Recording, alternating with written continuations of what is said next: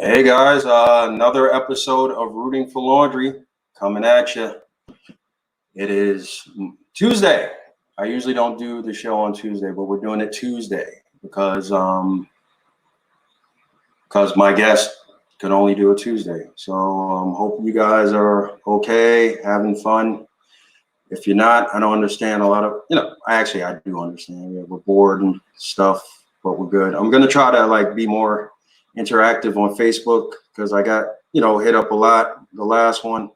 So if you're watching and if you comment, I'll try to care, or I'll try to interact with you guys. But thank you for watching. I guess. The echo. So yeah, I'm just trying to work it out. Thank you for watching again on this very special episode. We're going to talk today. We're going to cover the Utah Jazz. I don't know too many Jazz fans, so this is an interesting one. I don't know any Jazz fans, to be honest with you.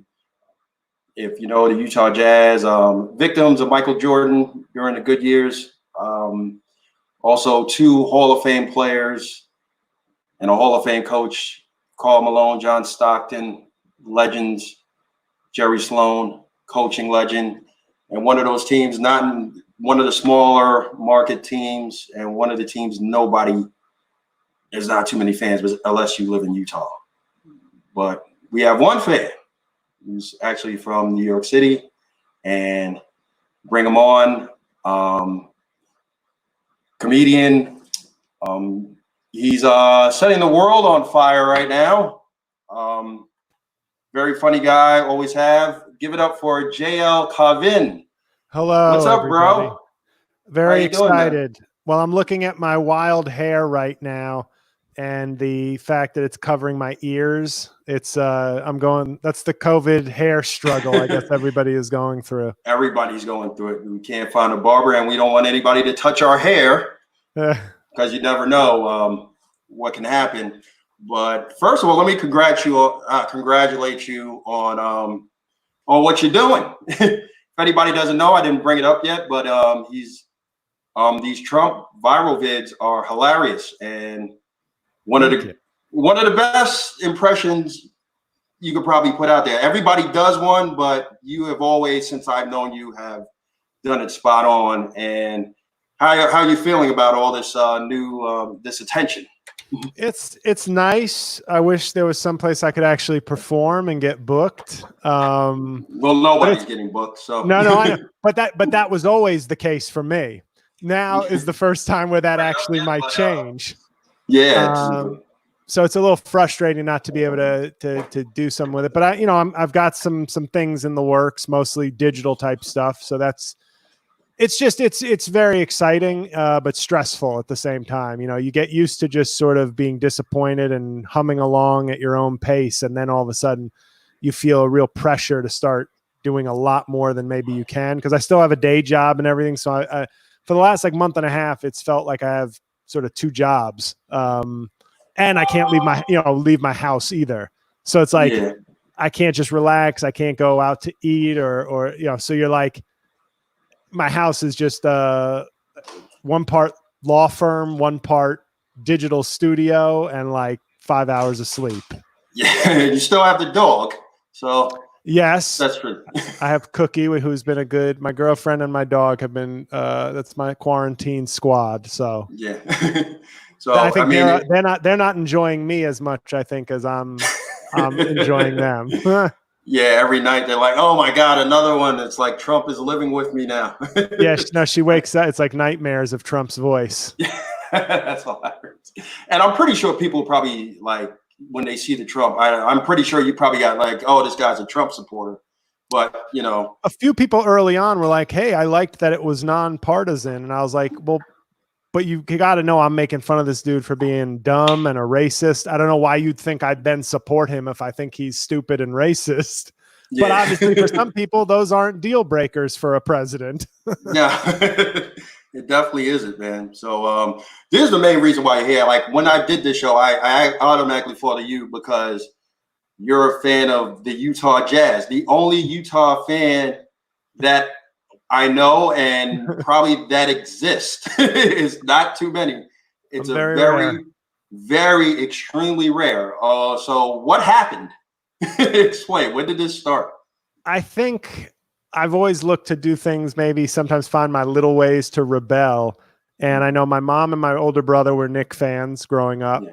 And you're from the Bronx. I'm from New York. Yes, from the Bronx. So New York City. And so that was normal. My brother was a Knick fan. He had like a signed Willis Reed autograph in our room. My mom was a big Patrick Ewing fan. But by like the late 80s, I felt like I don't know, maybe I just don't like always going with what everybody else around me is going. So like in a Knick household, I was like, well, is there something else I could be into? And my brother subscribed to this weekly newspaper that I don't think exists anymore. It's called the Sporting News. Oh yeah. And, I remember and they had this, people don't understand this now with digital. You can check the stats every minute and they're up to date and you can find every stat you want. Well, back then it was like every week it came out and it was this one big, huge page of NBA stats, points, rebounds, like 20, 30 people per category. And I knew Michael Jordan and I would see this guy Malone right under Jordan in scoring. And I was like, well, everybody knows Jordan, but who's this Malone guy? Because this Malone guy is like always second in scoring behind Jordan. And at the time, there were like 3 Malones. Right. But for Karl Malone, who's obviously the Malone I'm referencing, I think he finished like second in scoring to Jordan for like 9 years in a row. So Karl Malone could have had like 9 scoring titles if Michael Jordan didn't exist. Instead, he has 0. And then in the assists category was the other one, which was even more extreme, where I was like, well, who's Stockton? He's also on Utah. And he's ahead of Magic Johnson, who we all know, Magic Johnson, legend. Yeah. I'm like, who's Stockton with all these assists? So I watched them play against the Knicks one time. And I don't even remember what the result of the game was. They probably won because I was like, oh, I think I want to be a fan of that team. And that's how it was, that simple. It was like Malone and Stockton seemed to be like right there with Magic Johnson and Michael Jordan on the stat columns. And I was looking to do something different, I think, in terms of who I rooted for. So that was just for the next, 30 years of my life. That was me in purple jackets walking around. Yeah. And not that Laker purple. It's a different kind of purple. It is. Yeah. It's that less successful purple. Yeah. And it's a weird gold. It's definitely not gold. It's a very very off yellowish color. But yeah. What are they? Hay. It's hay gold. Yeah, very, very different. But like those teams with like Malone and Stockton were always at the top. But in their market, nobody knew it in their market, and it was a team game with them. I think one complemented the other. Would you say the same thing? Without Malone, there would be no Stockton, and maybe without Stockton, there'd be no Malone. I think they'd both be Hall of Famers, but I don't know if they would be dream team like Hall of Famers. You know what I mean? The level, yeah, exactly. Yeah, like there's a lot of range to the Hall of Fame. Like Mitch Richmond, no offense. Yeah. For me, when I think like Maurice Cheeks, Mitch Richmond are Hall of Famers, I go, so basically if you're like very good, you're now a Hall of Famer in the NBA. Yeah. But for Malone and Stockton, I think they'd both be Hall of Famers. I think they had work ethic. They're obviously smart and talented people. Malone, especially in terms of work ethic, is just a guy who took himself from 47% free throw shooter as a rookie, to become like this all-around player who then became like a mid-range player late in his career when they were going to finals. So the work ethic, like he was going to be good no matter where he went. But I think they definitely benefited obviously from each other. I think they just, to me, I call them the best duo ever, not the best 2 players. Like Pippen and Jordan. Yeah. Pippen and Jordan would be like the 2 best teammates ever, mainly because of Jordan, but Pippen was amazing too. Mm-hmm. But Stockton and Malone showed that when he went to other teams. Right. But Stockton and Malone worked as a pair in terms of how they work together. I think when it's all said and done, people might refer to Klay Thompson and Steph Curry as a better duo because they kind of operate in a similar complementary way. And let's see how long they stay together. We don't even know that yet. Right. That's the other thing, Malone and Stockton. I mean, I think we growing up when we did, people have a different mindset now with sports teams where it's like, if your team doesn't win a championship in 5 years, it's time to break it up. It's time to trade. You need to put together a new squad, blah, blah, blah. We grew up in an era where it was like, this is my squad. My players stay and you with the stuck squad, with them. and if they lose, they lose. But I will win or lose with this squad. And I think at the time, people would be like, oh my God, Patrick Ewing never won. But as a Knicks fan, I'm sure you'd say, what I would give for that 15 years of not winning. It's called relevance. It was exciting. The team was relevant. You had hope each year, even if you got disappointed. With Stockton and Malone, it was, 15, as far as me being a fan, like 15, 16 years of being like, I don't know, we're always in it. I always want to watch. I always think we're in it. They're going to give it everything they have, and maybe they'll get lucky. Maybe they'll be good enough, etc. Now, people would be like, they're even talking about in Utah now, where it's like, can we win with Gobert and Mitchell before the COVID stuff? Yeah. Can we win with Gobert and Mitchell? I'm like, I don't even want to hear that question right now. One dude's 27, the other one's like 21. Yeah. I like this team. Can we try to like see if this can last? Give it some time. Right. But now the mindset is like, if Giannis with Milwaukee, that the pressure on him is going to be unbearable, because it's like, Milwaukee, just be happy that you're like killing it right now. Like, you are a contender. That used to be good enough. If you were a contender, if you had a shot, that's the joy of sports. Not stacking your squad each year to like, now we're going to kill everybody. It was like, no, if you're the Milwaukee Bucks, you could feel confident. You're not certain, but you can be like, I'm glad we're in the mix. Mm-hmm.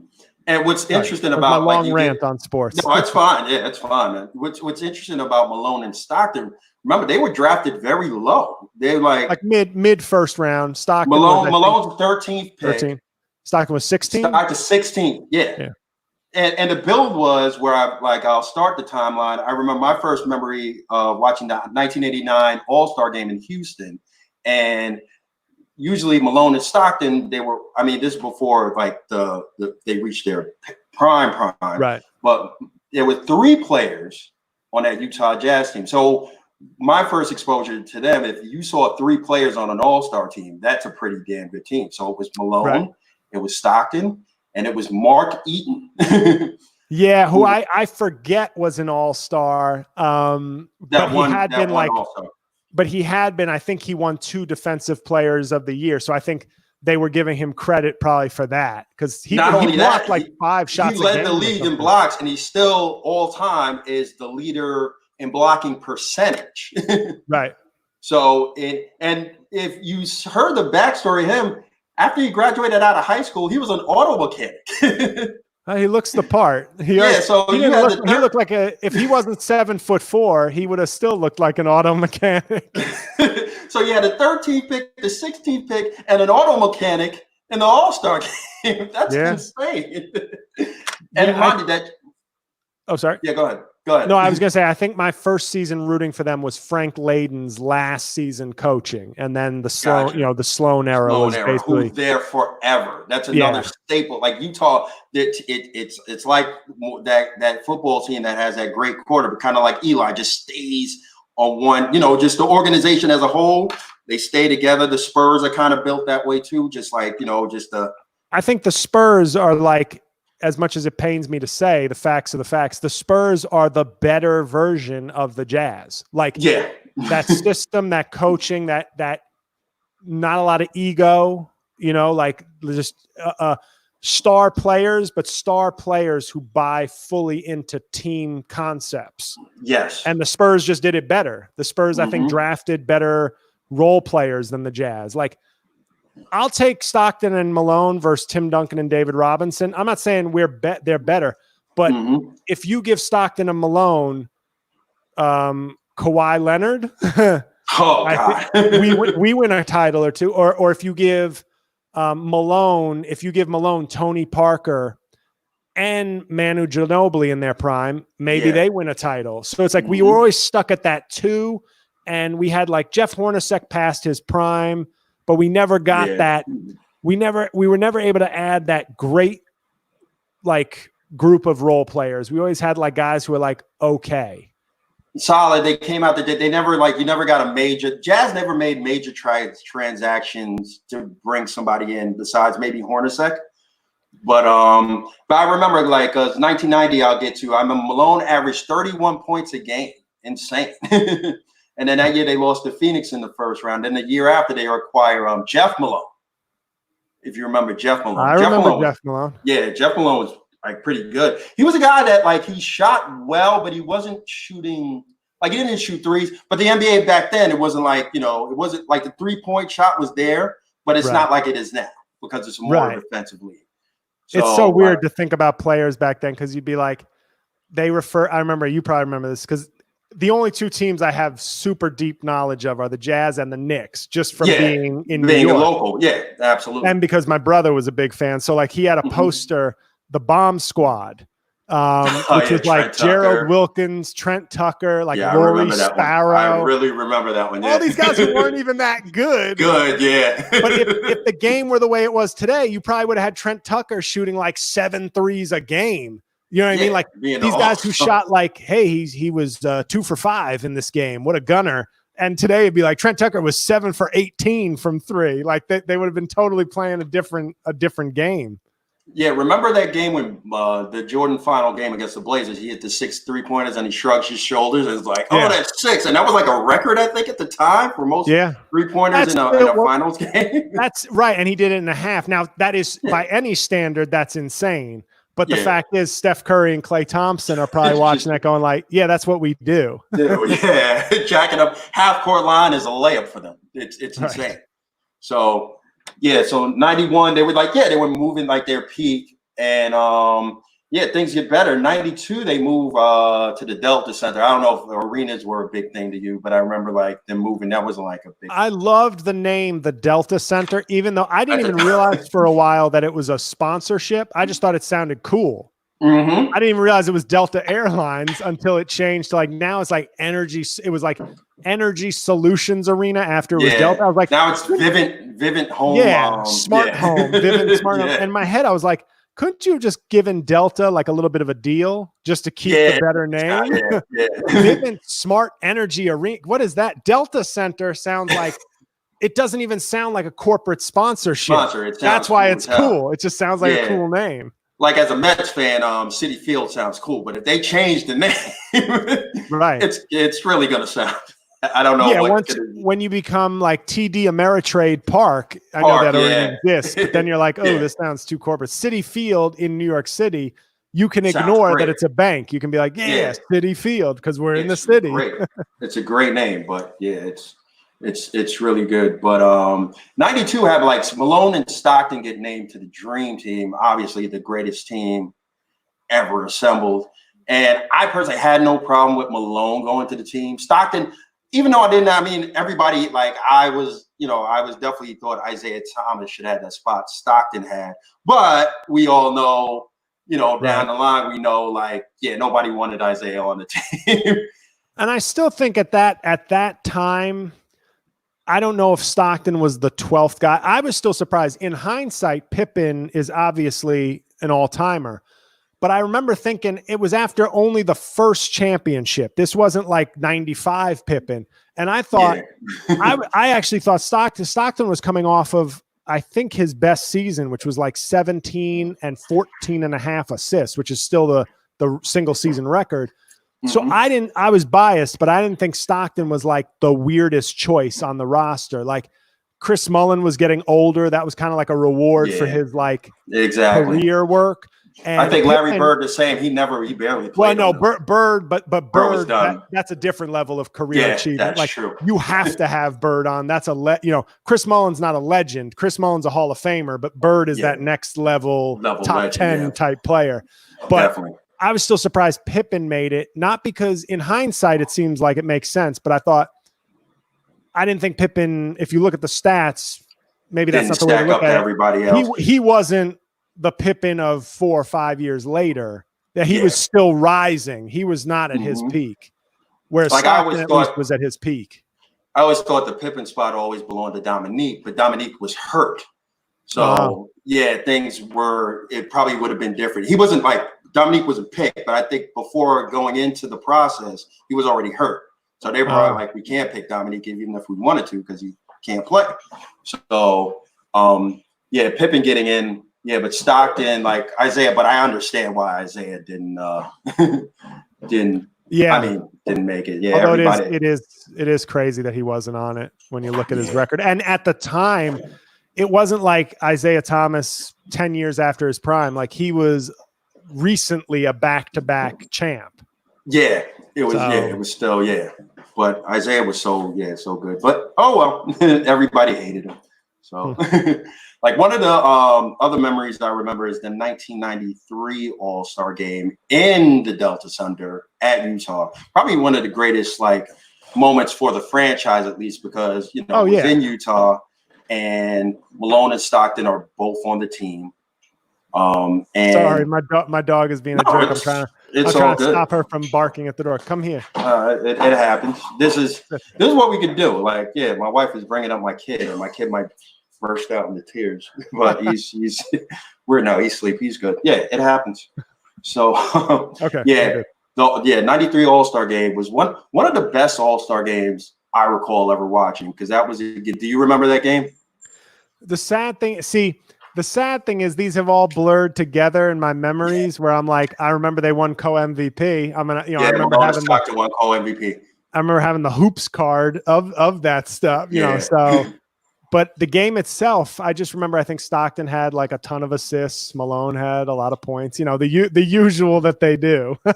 What it was good about it, it was a competitive game. It's not like how the games are now. Although this year was great. Oh, because they changed the concept. It's like, we're gonna make you guys. Yeah, it had become like I hadn't watched the All-Star game for a few years because I was like, there's nothing to it.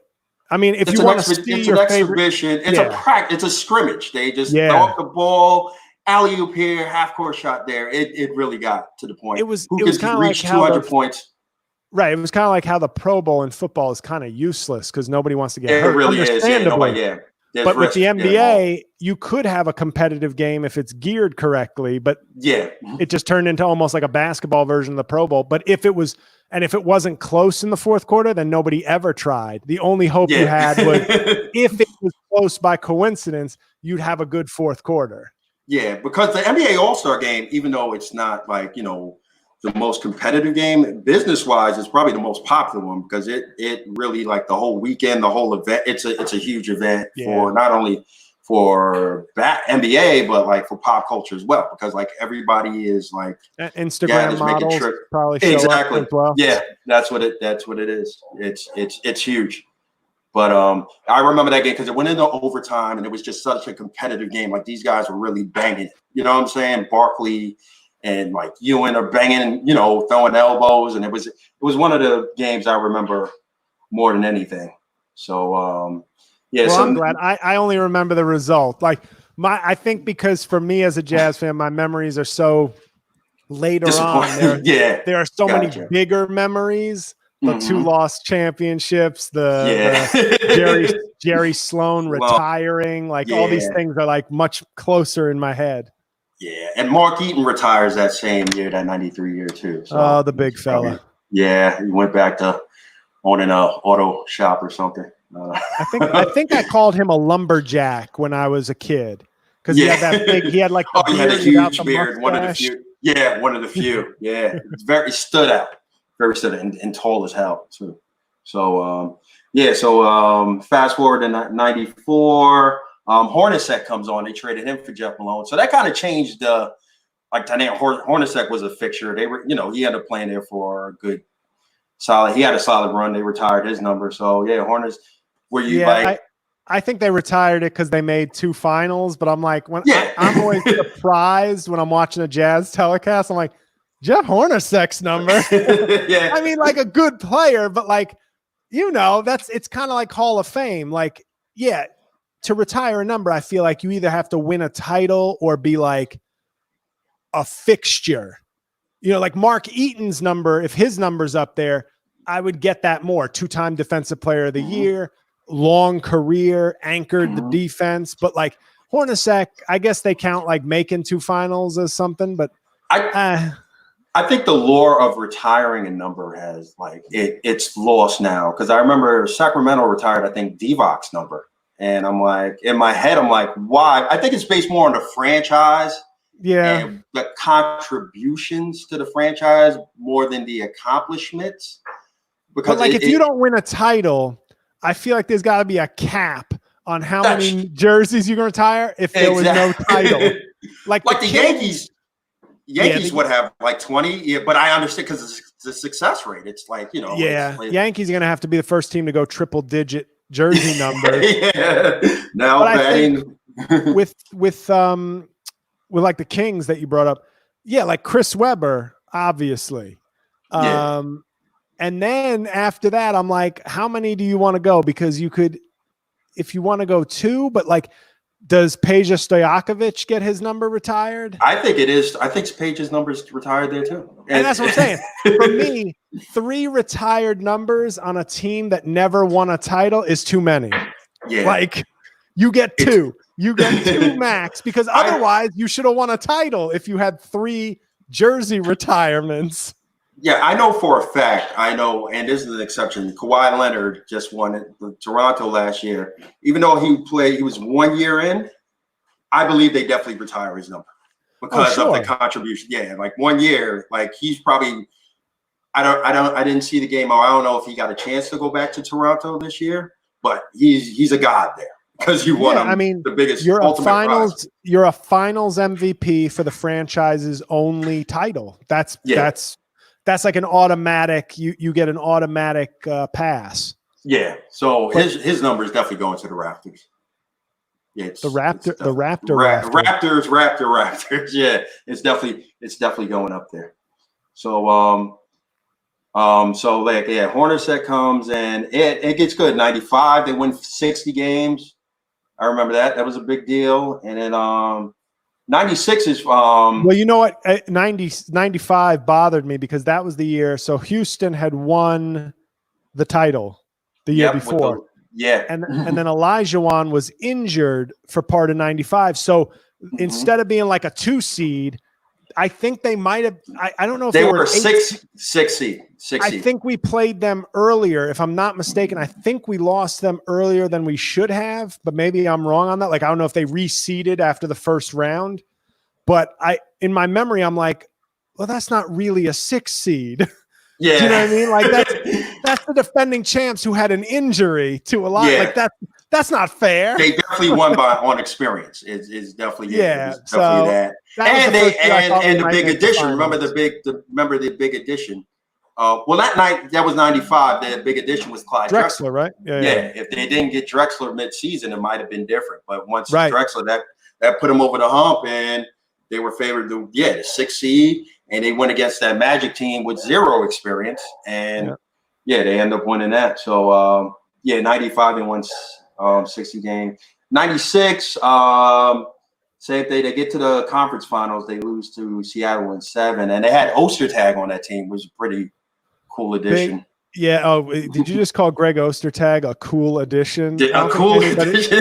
I don't think anybody's ever said Greg Ostertag is a cool addition. But people like them. People like, oh yeah, this is like the new Mark Eaton for us, for you guys. Which sadly he was not. Like, I keep thinking in an alternate world, if we had even just been able to add Rudy Gobert through a time machine to the Malone Stockton instead of Ostertag, it would have been beautiful.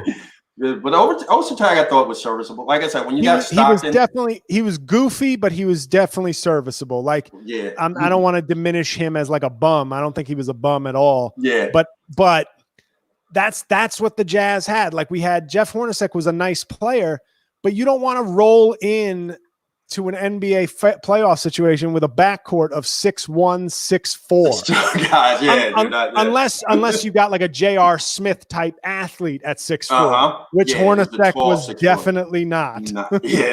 So that dude was below the net. He wasn't below the rim. He was below the net the way he played. But I mean, it was good. So I'll fast forward to the finals years. And this all correlates with The Last Dance, what we just watched. You watched the whole thing Sunday, right? Yes, I did. Yes. And it brings up memories, bad memories for me, bad memories for you. So that team, like that 97 team was because Jazz won 64 games.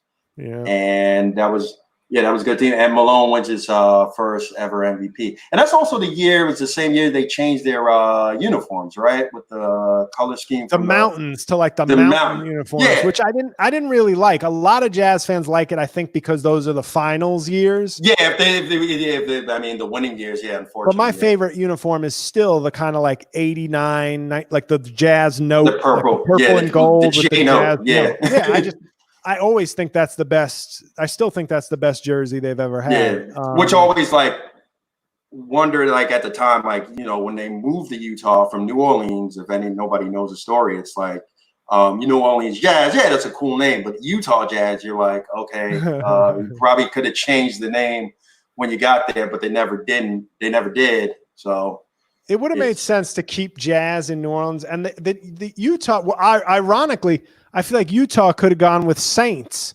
because the Latter-day Saints, like the Mormons, could have been the Utah Saints. That's a great name, right? And it's almost funny because then you got the New Orleans Saints in football, but then the Utah Saints in basketball, and it would make sense. And that happens. Yeah, that happens in other sports with the teams have the same name, you know. Yeah. But it's the Utah Jazz forever. Those were painful. Those were painful years. I remember there's the happiest, I think, among the 5 happiest moments in my sports watching life. Some of the home runs in the 2001 World Series after 9/11, like, oh yeah, that was a big, because I think as a Mets fan, I was rooting for the Yankees because like everybody just came together. Yeah. So it was just like, you know, I remember watching that game and Soriano hit that home run. Oh my God. Yeah. But even though they lost the series, when Tino Martinez in game 4 hit the 2-run homer with 2 outs and 2 strikes, that then got Jeter that extra innings homer. So they called him Mr. November. Yeah. I was screaming in a ball. It was like amazing. It was. And then Brocious did the same thing the next night. Yeah. Hit the 2-run homer again. But the Stockton 3 at the buzzer to beat Houston was the single happiest sports moment of my life. Like that was it. Like, because I believed they could win the title, and it was nothing but net. And it's the only time I've ever seen John Stockton just all out celebrating. Yeah. Because he was the most calm, like even keel guy. Yeah. And he was just like jumping around like a kid. And then it all came crashing down. They didn't have a good finals that first year. 98. First 90, yeah. 98, other than that game where they lost by like a record amount, game 3. Every game, I was reminded, was 4 points or less. Either way. Just looking that up. Yeah. 5 of the games were 4 points or less. That's why when people say, "Oh, the Jazz, I hate the Jazz, they're whack, Malone sucks," I go, they got blown out monstrously in one game. But if you look, they were in every single game at like legit, not just like, oh, they made a few buckets when it was blowout time. No, every game was like down to the last 2 minutes. Yeah, it was definitely a close one. I remember one key, like after that first championship, there was a key moment in one player's career. In the second round, the Jazz beat the Lakers 4-1. In the beginning of that season, do you remember the pregame between Shaq and Ostertag? And Ostertag getting smacked. I recall Ostertag getting smacked. Yeah, and November, and Carl Malone just had an interview recently, and he said Shaq basically messed up Ostertag's career by smacking the shit out of him because he wasn't the same. Like, he wasn't the same player after that. Well, the story is funny because he after that 4-1 game, Ostertag was talking trash, and Shaq held it, and he was like, "All right, if I see that guy, I'm gonna let him know." And in the pregame, Malone, I remember in the interview, he said Shaq saw Ostertag. He said, "Listen, motherfucker, like if I ever, and just smack the hell out of him." Oh, that's a big hand coming at you. Big hand, big 300-pound man hand. Oof. With 1% body fat, arguably probably one of the strongest and most big athletes of all time, just smacking the shit out of you, and it changed them forever. So, getting to the last day also is this 97. That was the flu game, right? Which now we know, and I'd heard before, is the food poisoning game. Food poisoning, yeah. I had Adam Mamawalo on. We covered the Bulls a couple of weeks ago, and we talked about. I didn't know about. He told me about it was food poisoning. I just thought he was sick. Well, they called it the flu game because he certainly looked like he had the flu, but nope. Yeah, that was rough to watch, but it must have been a much more enjoyable viewing for Adam than it was for me. Yeah, definitely. And 5 guys delivering pizza to Mike. I'm pretty sure they probably did something, a little something. I don't know. Yeah, but it didn't stop them, because if it did, those pizza guys would probably be heroes by now. A statue right next to Malone and Stockton outside the arena. Kind of like in '96 with Jeffrey Mayer. Right. Remember him from Yankee? Yeah. It's kind of like a unsung hero. He started the Derek Jeter legend with his fake home run. Definitely. So getting to the last dance, watching the whole thing. At the end of the day, I mean, we're all victims, but did you enjoy the whole viewing? I did. I mean, you're watching the career of one of the 3 or 4 greatest athletes ever. Ever. just watching that whole journey from high school to who he is now. I've always said this with Jordan.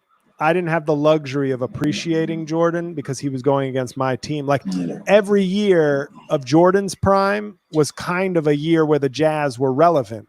So I was just focused on the Jazz, and whoever beat the Jazz, I didn't like. And that's, I think, why I'm such a big fan of LeBron, because LeBron's peak was during a lot of years where the Jazz weren't relevant. So I could just enjoy basketball without rivalries, because I was like, well, my squad kind of sucks right now, so I still support them. Yeah. But who am I to act like we had a rivalry when they're bums? And so I could watch LeBron and be like, oh my God, LeBron's amazing. Whereas, for other people who maybe like Kobe or like Tim Duncan or like Kevin Garnett, they may look at LeBron as this rival. And it's like, man, he's a bum because it's personal. Whereas for me, it was like, well, my team isn't making the playoffs, so I can just watch some good basketball. And boy, do I like watching LeBron. But with Jordan, this gave me a different perspective because I got to watch him with no agenda. That's true. You know what I mean? Whereas in his prime, it was like, no, this is the dude that we're trying to beat. So he pushed off. Oh, he's not that guy. No, he gets away with traveling. He fouled. That's a foul. That's no foul. You spend your whole time doing that instead of going, damn, Jordan's good. Just really, you really appreciate. Like as a Knicks fan, it hurt at first. I didn't want to watch it, but hey, it was it happened. Nobody could do anything about it, and I respect. Do you think watching this, did Jordan did it wake up like who would say, like people who would say LeBron is better? Did he think it's like, all right, wow, well, you know what? I'm one of those guys, and it woke me up a little bit. But it's partly because it's hard to separate the greatness of Jordan, the ambassador of the game, the legendary figure, and the amazing player on the court. Like LeBron will never have that extra thing, even though I think LeBron, I just look at the body, like his physical presence, the things he can do at that size. He feels like an evolution of the game, but he'll never have that impact that Jordan had. Even if LeBron won 6 titles and it was like, oh, they're tied. They both have 6 finals MVPs. You can't it's hard to watch that documentary about Jordan and you realize what he was, the iconic, and that's the level. I think if I were to make the case for Jordan, even though I'm a LeBron guy, to make the case for Jordan, I think is very simple. Without getting into championships, he never lost. LeBron is a legend. Jordan is an icon. And I think that's the difference. Jordan is almost like a god in the sport. And I don't think LeBron will ever get that. And that's hard to get out of people's minds where you're like, you know, he has this other place in the sport that LeBron really can't get to. And it's not LeBron's fault. It's not. Yeah. It's just, he can't, like, Jordan took the league from Magic and Larry, who basically made it into a bigger league. Like Magic and Larry paved the way for Jordan to get to this right before any kind of internet, social media. So he lives as this legend and this icon, whereas LeBron will have to settle for just being at best, probably number 2 in the history of the sport. Yeah. Well, when it's all said and done, I believe LeBron's stat line is going to be insane, and rightfully so, because Jordan took a hiatus. So, you know, LeBron's going to have better stats, but that will almost fuel the Jordan people more to be like, exactly, Jordan doesn't need to pile up the numbers. They can turn it any way they want. They can say, though, Jordan's an icon because he was Jordan. He never lost, and he was bigger than the sport. He made the sport. LeBron's the biggest star in the sport. Jordan was bigger than the sport, I think, is the way I would to distinguish the two of them. Yeah. Going back to that 98 series, talk about that final game when Jordan takes that shot. And as a former college basketball player, and a Malone is my favorite player of all time, I have to blame Jeff Hornacek for not letting Malone know that there was a double team, because Jordan made the smart play, but Jeff Hornacek was just like trotting down to the corner, and I was like, "That's where you're supposed to be, like double team, Carl." And to have Malone, I wish he hadn't fallen on that strip, because it just felt so symbolic. I was like, "Oh damn, we're done." When our big sturdy power forward is on the ground, it's like we're done. And as they did show it in The Last Dance, Stockton hit a lot of rim on his attempt at a game winner. And in my head, I was like, man, if that goes in for Stockton, I think we win game 7 because Pippen's done. Jordan's old. Pippen had the injury. We're home. Jordan never been in a game 7 in the finals. And it would have been just such a backbreaker, because it would be like, wait, did Stockton just out Jordan at the end of game 6? But it didn't happen. So it didn't happen, man. Yeah. We played a great game, but I knew my problem with Jordan, as I learned enough watching 2 finals, is if you got a chance to go up 8, you have to do it. Because if it's a 4-point game, you're dead. Yeah. You have no shot. The same way with Golden State during their run. It's like you need to be up 20. Because these dudes will, if they are within 15, you have already lost. They're coming back. Yeah. I think in the NBA, every team has a run, at least one 10-0, 12-0 run in them. So if you have a 20-point lead, even in the beginning of the 4th quarter, there's a chance that team will bring it at least in the single digits, and then exactly. it's open. But those Jazz championship, runner-up years were, it was good, to say the least. They'll be overlooked by Jordan, unfortunately, but it was still good stuff. The following year, how did you feel? Because it was the lockout. So they do, that 99 team is tied with the Spurs with the best record in the league. But we beat the Spurs. We whooped the Spurs in 98, and they had Tim Duncan was a rookie, but he was rookie of the year. Yeah. And I think they swept them or beat them 4-1. So I had no reason to think that we didn't have a shot still. Yeah. And it didn't. Yeah. Yeah, because I remember tied with Spurs. They beat Sacramento in 5 the first round. And then they lost to the Blazers in the second round. You lost to And the Blazers in 99? yeah. I don't remember that, but I'm sure it made me very angry. Yeah, I mean, it's a strike shortened season because now it's like kind of Jordan's out. Now let me ask you this: do you think if the Bulls they come back for one more run, and I think the strike wasn't like foreseen at the time, do you think they win another one in '99? I mean, I think the Spurs probably beat them. Because I made it because I think they would have benefited from a strike shortened from 50 games. Oh, sure. Well, the Jazz probably benefited from 50 games because we were an old ass team by then too. Yeah. Mm-hmm. And we still had the quote unquote best record, with a short season. So we obviously benefited from resting those old knees as well. Yeah. Not to mention Malone wins another MVP. Yeah. Yeah. No, I'm a 2-time MVP. I'm very happy for him. Yeah. That was my guy. Malone was one of those guys. He was just like, he was, like you said, he was great. Hall of Famer, but just his popularity in the league didn't translate well from I didn't know anybody with a Karl Malone poster. I had to look up highlights. Well, let me tell you, you're talking to somebody. Of course I do. You're talking to somebody who didn't just have Karl Malone posters. I bought my one and only pair of LA Gear sneakers. Yes. Because of Karl Malone. Yes, LA Gear. I think him and Kareem, I think were the only two. Probably two. In my head, I was so mad because I was like, I kept wondering, when's Karl Malone getting a shoe? Yeah. And then they announced, and I'm like, all right, let me go get somebody. What brand? LA Gear. You couldn't even do Reebok? Come on, mailman.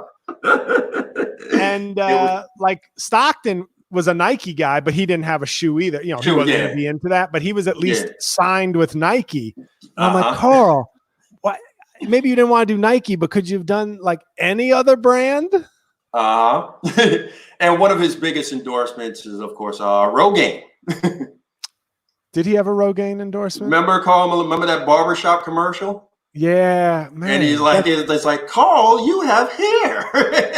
I think you're answering the question of why you didn't know any Karl Malone fans. Like, nobody wants some LA Gear Rogaine power forward. I know. Except me, apparently. Yeah, except you. Yeah. I'll tell you one interesting story. 1998, the All-Star game was at the Garden. And, a lot of various players were like, doing like in-store autograph signings or meet and greets in certain places. The Sports Authority was right across the street from the Garden, and Karl Malone was there. And I get online. I'm like, Karl Malone, the line's really wrapped around the corner. So, say what you want. Karl Malone is still like, I guess, somebody you want to meet. Yeah. And I think I have the picture somewhere, but it was a Polaroid, and I'm shaking Karl Malone. Couldn't be a nicer guy. Karl shook my hand. I remember asking him, I was like, I remember NBA Inside Stuff where they, do segments on a player. Mm-hmm. And they did one on Karl Malone with the 18-wheeler. So I was like, hey, Karl, you got the truck parked outside? He's like, yeah, no, but thanks for asking me about the truck. I'm probably the only dude that asking about his 18-wheeler truck. No, he's a hillbilly. He's a country. He really is. Like a country western, like cowboy type dude. He really is.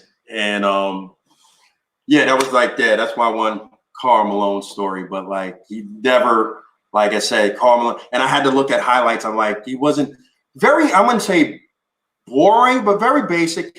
Would you say that? I don't want to say that because you're a fan, and I don't know. I could be wrong. What I liked about, I don't know honestly why I was such a fan. I mean, I make a joke about being a Jazz fan because like I had a tall black father and a short white mother, and they were always fighting. So to see Stockton and Malone get together inspired me. So your parents were basically Stockton and Malone. Right. They were the Stockton Malone that kept arguing in the locker room. but they like, I just liked the teamwork. And I think as somebody who was a lot of people play basketball, but as somebody who was, trying to play in college and things, it was like one of those sort of, I liked watching them because it was like a clinic. It might've been boring, but it was also fundamental. Not in like, Malone still dunked and Stockton was a great passer and could shoot. So they weren't like it wasn't like watching Bob Cousy and Bill Russell boring, but it was, for some people, they might not enjoy it. And as a guy who wanted to get big and hit the weights, Malone defined the power forward biggest position. arms in the world. Right. So it was like 24-inch pythons. Right. As like a teenage, obviously I started liking them in elementary school, but as I got to like teenage years where I was like, I'm lifting weights too. You look at Malone and you're like, that's the dude. That is the dude. Yep.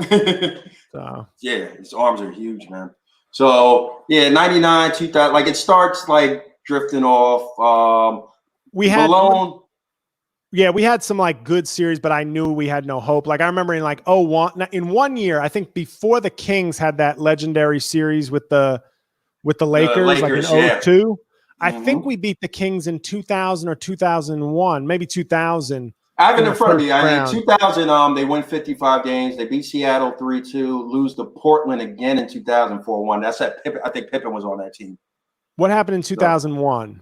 2001, I remember. I think first round they lose to Dallas 3-2. Damn. So I'm like making up things in my head. I guess I thought we played the Kings.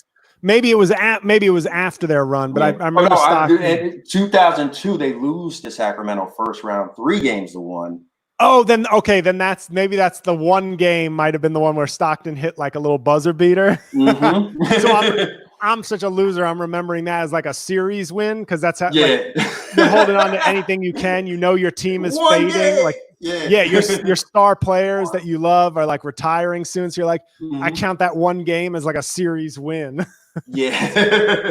2003 again they lose to the Kings 4-1. This is when they expand the first round from 5 games to 7 games. Which I hated. I didn't like that because I liked that there was like that little wild card up front.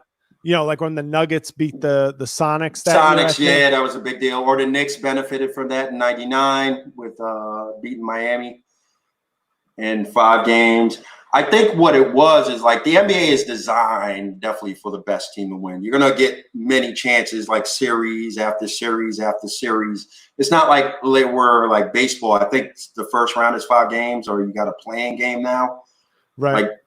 And the majority of the teams 16 teams go to the playoffs. That means 14 teams stay home. And there was like AFC teams that go in with like a losing record. They'll go in like 39 or 40 wins and still have a losing record. So they still like, it's kind of losing is kind of, I'm going to say rewarded, but if, sometimes you just get in because the majority of the team, the league makes the playoffs. So it's I think it's designed for the best team to win. So if the best team has so many chances to sure. Like, it's like you beat them the first game. Yeah, we're going to win. No, you're not. Because you got 3 or 4 more games to play against this team. So, 2003 they lose. Stockton retires that year. The final year, and Malone goes to the Lakers. Right, and I had no problem. Nobody in Utah had a problem with that. Like a lot of people call absolutely not. Yeah, a lot of people were like, "Oh, he's later on try to say Malone ring chased." I'm like, ring chased is if he had left. If Malone had left in like 95, that would have been ring chasing. Yeah, this was his partner in crime retired. We're not going to be competitive. Like if we keep Malone, maybe we win like 42 games, 43 games at that age, maybe, and we do nothing. So it was like, we're not going to win you a title here. You've given us 18 years or 17 years. Go try to win one.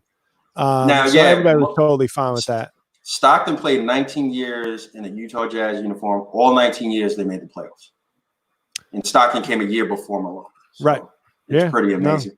Now, have you throughout their careers, have you heard of any rumors of them like being traded? Because I don't recall any breaking it up. I never heard Malone and Stockton in any trade rumors at any point. And I think I benefited from it. It was a different time. It was like, if your stars can still play and they've given you great careers, then you let them finish it out. That's what's kind of weird about The Last Dance, that they didn't give the greatest the opportunity to do that. Yeah, because every year they were like Jerry Krause in 95. Yeah, after 98, we're going to break them up. Like from the beginning, like you guys are like, it's like you're the employee of the month, but you might get fired or you like it. There was no like incentives. I guess Krause was trying to be like, all right, go now, go young, break it. Just was thinking from a business perspective to still keep it going, but loyalty. I talked to James Manor. We did the Celtics, and I think it was the opposite. They held on to those guys, and I think they suffered in the long run. And I know they said in The Last Dance that was the lesson Krause had learned. He said you got to break it up before it breaks down, I guess. Yeah, so I think that's where they were looking for. So yeah, Stockton retires. Malone spends that 1 year. Did you as soon as Malone get there, did you, I mean, you're still a Jazz fan, but did you have a soft spot for the Lakers that year? I was hoping Malone would win a title, but I wasn't hardcore rooting for it. Yeah, absolutely. Yeah. But I will say, happened, great. And I hate to do this, but I don't have a lot more time to go, but the one season, there's a season in there, and I can't remember if it was 2004 or 2000. I think it was the 2004 season, because the key player in my Jazz fan history is Andrei Kirilenko, and I'll explain why. Yes, I was going to bring him up. Yeah, he's the guy who played AK-47. Yep, greatest nickname in sports history. Yeah, he played with Stockton and Malone, so he's the bridge to keeping me interested. And he was a very funky, interesting player, multi-dimensional, good defensive player. One of the best stat lines ever, right? He was if you play fantasy basketball. He's one of the few guys who had 3 5x5 games in his career. He might be the only guy where you have 5 or more blocks, steals, assists, rebounds, points. He had 3 of those different games in his career. Stat line would be sometimes 21 points, 10 rebounds, 7 assists, 6 steals, 5 blocks. That's insane. Yeah. And he kept me interested in the Jazz, even though I knew we weren't contenders. Mm-hmm. So he was the one guy. I had a Kirilenko jersey, and I was like, well, I like watching Kirilenko. I like what he does. So had we not had Kirilenko, there's a chance I was just going to be like, you know what? I think I'm a free agent, or I think I'm going to just watch the game. I'm not going to root for a team anymore. Yeah. Kept me invested in the team, not just, you know what I mean? So they sucked for a couple of years, but the best year, there was a year they went 42-40, and Jerry Sloan lost best coach of the year. He finished second to Hubie Brown. Yeah, I was gonna get to that. I was gonna get to that one. With the Boozer Okor years. No. Okay. The year he finished second in coaching, the starting lineup. Oh, Darren Williams. The Darren Williams. No. No. I'm about to get it was the 03-04 season, I think, when Stockton and Malone were gone. Their starting lineup was Carlos Arroyo. Yep. Gordon Giricek. Yep. Matt Harpring. Yep. Andrei Kirilenko. And one of the Collins twins. They won 42 games with that bum squad. That is a bum team. And they were. I think Arroyo was coming off of the Puerto Rico winning the. Right, he was on the Puerto Rico. Yeah. That team missed the playoffs by 1 game. Yep. And Jerry Sloan didn't win Coach of the Year that year, but I think he should have, because that is a lottery ass team. I mean, technically they were a lottery team, but that's a top 3 drafting team. All due respect to Kirilenko, that is a trash squad. Yeah. And I think he went to the All-Star game. He went to the All-Star game too, right? He was, yes. Yeah. That would be a bad bench for a playoff team, having that squad. So, and then they get, obviously, I sorry to speed it up. I think we should talk about 2010, my first. Yeah, Before, I'm just going to get to Boozer and Okor. They come in, they do a good job. They go to the All-Star game.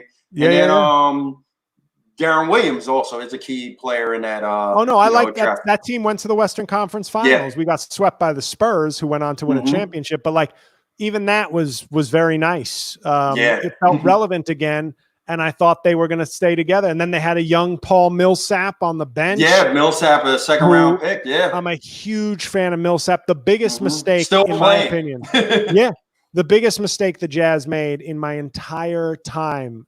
I'll tell you the 2 biggest mistakes they made in my entire time as a Jazz fan. They let Millsap walk, He immediately became a 3-time All-Star in Atlanta. Yep, in Atlanta. Yep. He was such a workhorse and such a guy dedicated to improving his game. And he went to the same college as Malone, Louisiana Tech. And I'm going, how do you not see the parallels? How do you not keep that dude home? And they went with Derek Favors instead. And I was like, Derek Favors is a big man from the 1980s. Millsap is a versatile guy who's improving. Horrible mistake. Second worst mistake they made was the 2011 NBA draft. We had 2 picks in the lottery, the 3rd pick and the 12th pick. We take Enes Kanter with the 3rd pick. Enes Kanter, yep.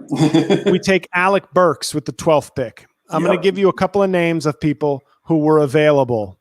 The 11th pick of the draft that year, Klay Thompson.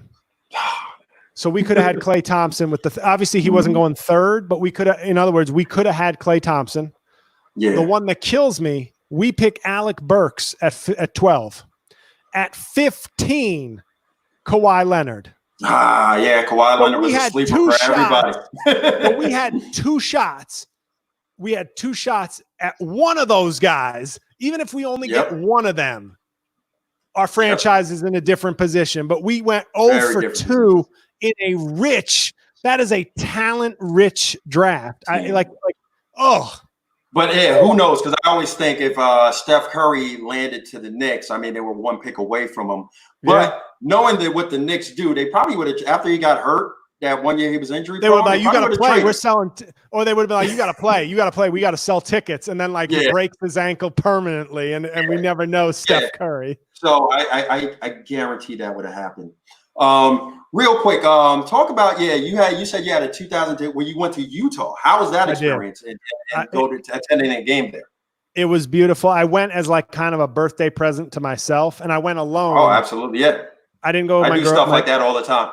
Right, and I didn't go with my girl, even though it would have been a nice trip. I didn't go with my girlfriend at the time because it was later in the season. So I was able to get I couldn't get good seats for 2 people. But I got 8th row center court for 1 seat. Nice. And I said, I'm going out there. I'll spend the money. I spent $300 in the gift shop because I was like, and that's the only time you did it, right? Exactly. Yeah, when I go to the Garden, I'm like, this is great if you're a Knicks fan. But I walked into that Utah Jazz gift shop. I was like, it's all Jazz. And Frank Layden bobblehead. Oh my God. I was like, jerseys, hats, mouse pad, knit cap, t-shirts. I was just walking with shopping bags like Pretty Woman. And so I land in Utah. When I landed in Utah, it's so beautiful there because you're in the mountains. You're not it's not like Denver where the mountains are off in the distance. You're in the bottom of the mountain. So it's unlike anything I'd ever seen. I get to the arena. I go to my hotel, check in. I go to the arena. I'm just loving life.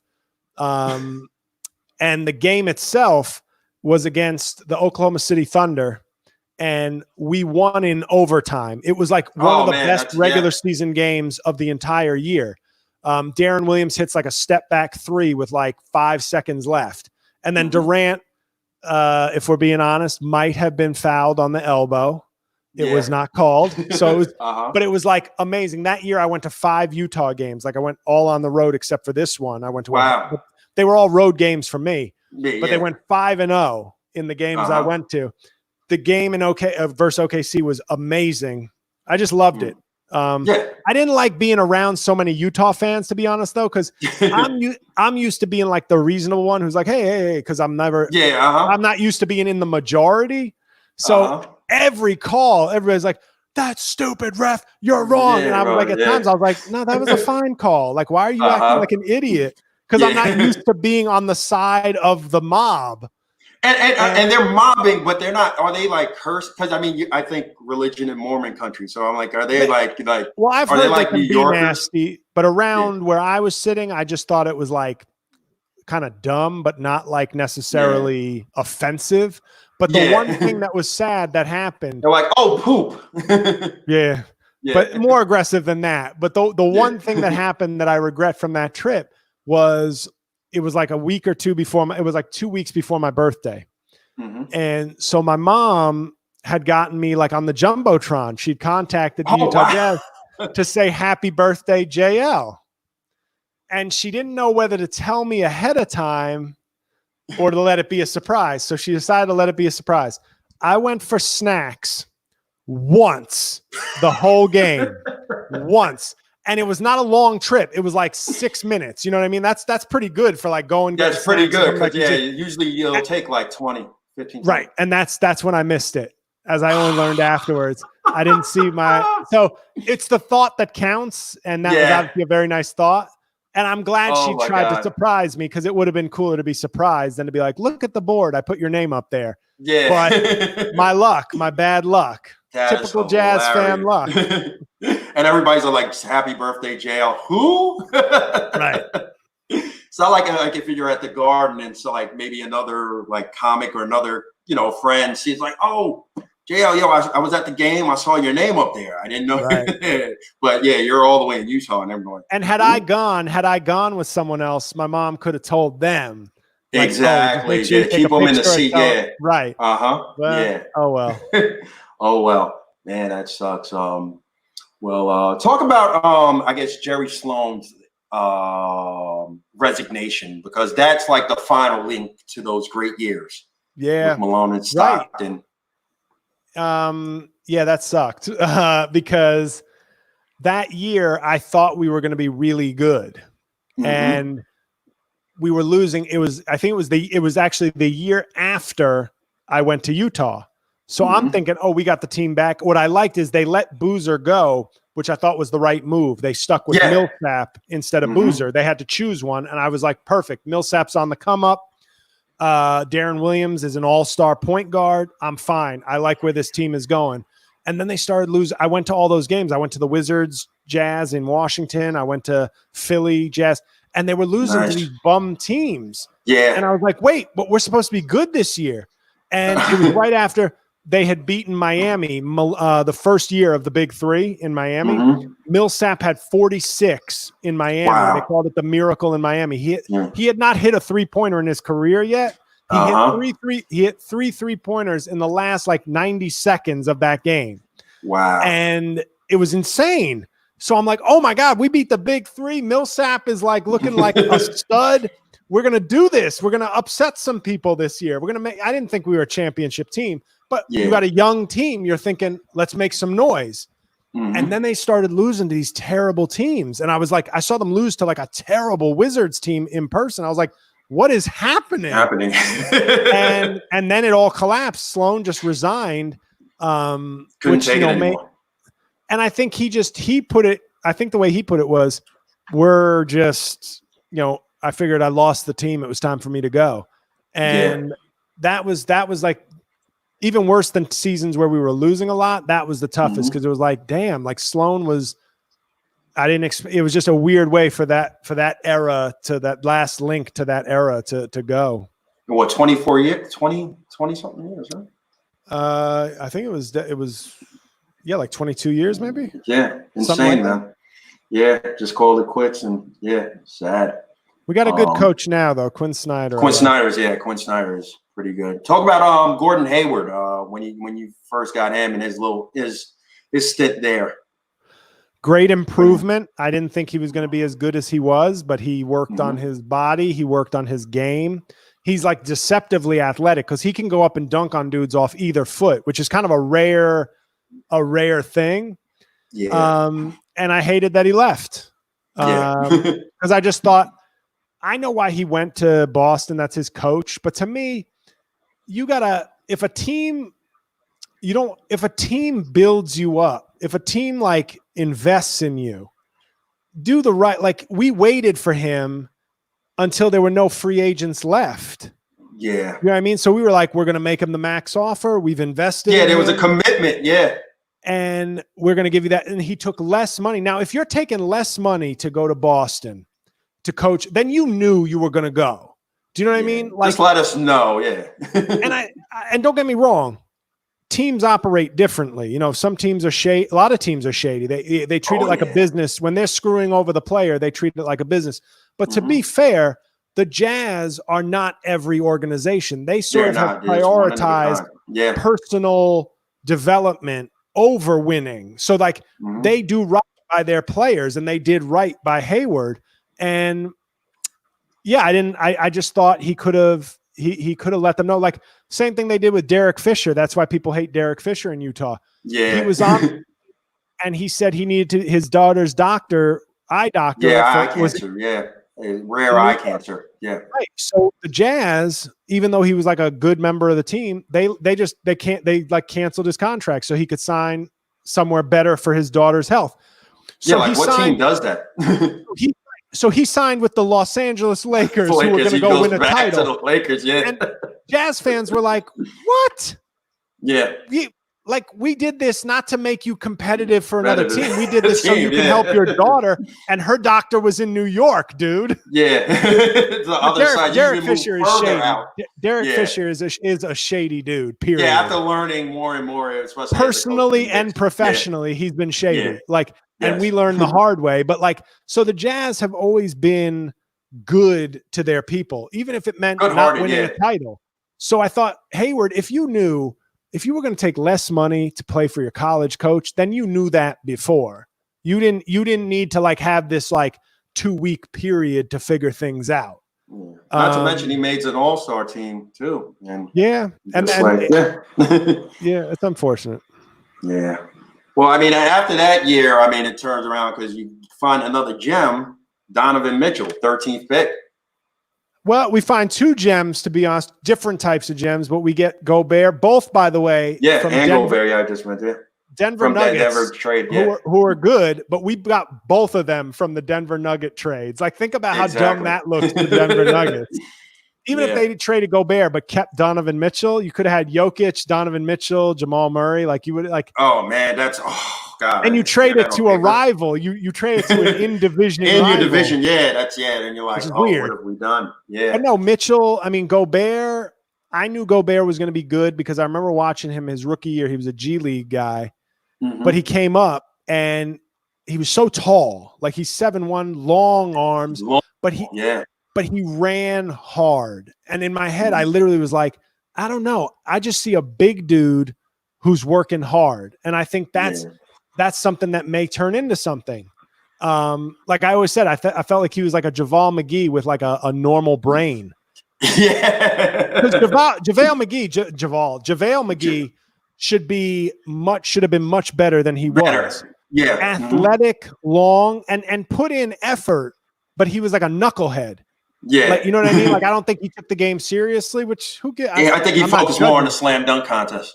Right. Whereas Gobert, I think, came in with none of the flash, not a lot of athleticism, but he had length and he had effort. And he's and then Mitchell was just, we had injuries that his rookie year, which actually I think benefited him. It allowed him to be forced into a more starring role, and he stepped up, and he's an elite player. So I look at these guys. I hope, and Bogdanovich, who just had season-ending surgery. So if just read about that. If this season comes back, I'm like, damn, who cares? As a Jazz fan, who cares? We're not winning without that second scoring option, but they're a good team, and I look at them and I think I don't need a championship. I want a championship, but I'd rather be relevant. I like our talent. I like the way it's developed. So Gobert and Mitchell go to the All-Star game this year. Yeah, and I hope they get over Rudy COVID. Yeah, I'm about to say, is Rudy Gobert the first official athlete to contract corona? He was the first public one. He shut down. He basically started sports getting shut down. I was like, this is a bad season for Jazz fans. We get Gobert shutting down sports and then Jordan reliving the Jordan years. That's not good. And what's hilarious, Gobert didn't give a shit. He just I just touched everybody. It's he took it as a joke. Took it very light. And what's funny is, everybody treats Gobert now. If Gobert was doing that and screaming, Donald Trump, freedom. Would be like, that's right, Rudy. That's right, Rudy. But he was joking like an immature jerk. But he was. But I think he knows now. He obviously would have, taken it more seriously. But this is serious. I think what's more damaging is you still have half this country screaming, "Let us in. We don't want to wear masks." I'm more concerned about them than I am Rudy Gobert. Yeah, I think Rudy in time, winning will heal all wounds with hopefully Rudy. Yeah. Well, yeah, I got two more things now. With Karl Malone and The Last Dance, more light has been shedded on Malone's personal life. Ooh, I thought I could get out of here before that. I know. It's like now it sucks because you can't do it. Like, I mean, JL, you're viral. We hope we find nothing bad. Right. I hope you deleted all of your old tweets and absolutely. And, I do. I'll say if we can do this quickly because I do have to run. Yeah, absolutely. Yeah, go ahead.